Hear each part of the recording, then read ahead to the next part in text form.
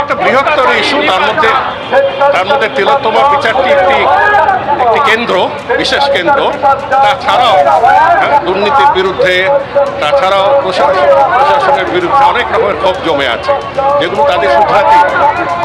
Last হচ্ছে শাসক বারবার উৎসবে ফেরার কথা বলছে, শাসক।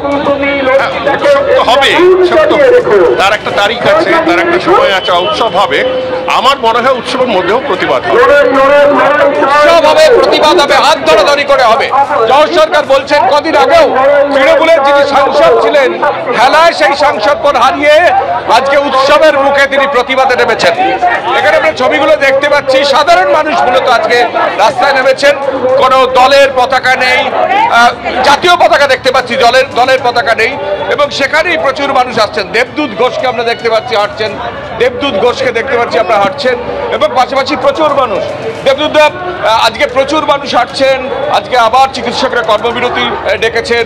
বারবার শাসক বলছে উৎসবে ফেরো, এবং উৎসব যখন আগামীকালই মহালয়া, সেখানে এত মানুষ আজকে আন্দোলনে নেমেছেন, রাস্তায় নেমেছেন, প্রতিবাদে নেমেছেন।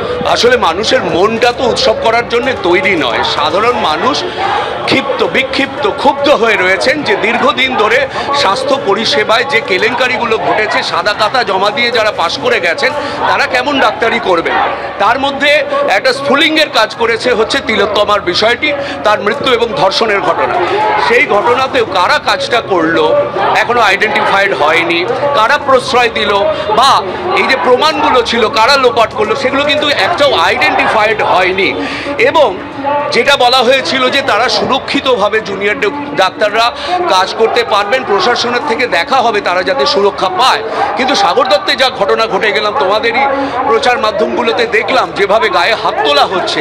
এরপরে যদি আশা করা হয় প্রশাসনের তরফ থেকে যে জুনিয়র ডাক্তাররা দৌড়ে দৌড়ে কাজ করতে যাবেন, তারা তো এমনিতেই ভীত সন্ত্রস্ত হয়েছিলেন।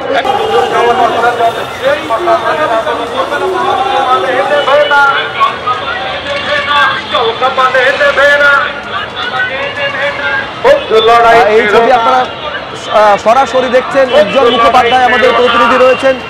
উজ্জ্বল, এই মিছিলের সঙ্গে তুমি রয়েছে, ঠিক কতটা? দেখো, সেটা হচ্ছে হ্যাঁ উজ্জ্বল, আমরা দেখতে পাচ্ছি যে সন্দীপ যেখানে বলছিল যে সেন্ট্রাল এভিনিউ পর্যন্ত মিছিল পৌঁছে গেছে, মিছিলের লেজ কিন্তু এখনো পর্যন্ত বউবাজার ক্রস করে সেন্ট্রাল এভিনিউ পড়ার মুখে, অর্থাৎ দীর্ঘ এই রাস্তা, সেই রাস্তা জুড়ে এগিয়ে চলেছে মিছিল।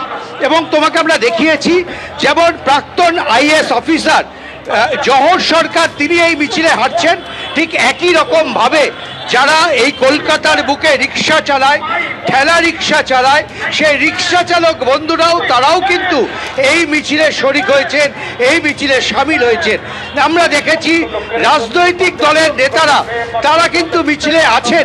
শুভঙ্কর সরকার, মোহাম্মদ সেলিম, সূর্যকান্ত মিশ্ররা মিছিলে হাঁটছেন, কিন্তু তাদের হাতে কোনো পতাকা নেই এবং মিছিলের একেবারে শেষ প্রান্তে তারা হাঁটছেন।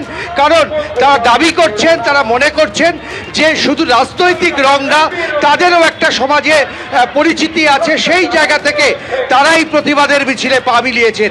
সব মিলে আজকে কলকাতার বুকে মহালয়ের আগের দিন দেখো, তোমাকে যে ছবিটা দেখাচ্ছে, আমরা দেখছিলাম বিভিন্ন জায়গায় আস্তে আস্তে পুজোর আলো জ্বলে উঠছে।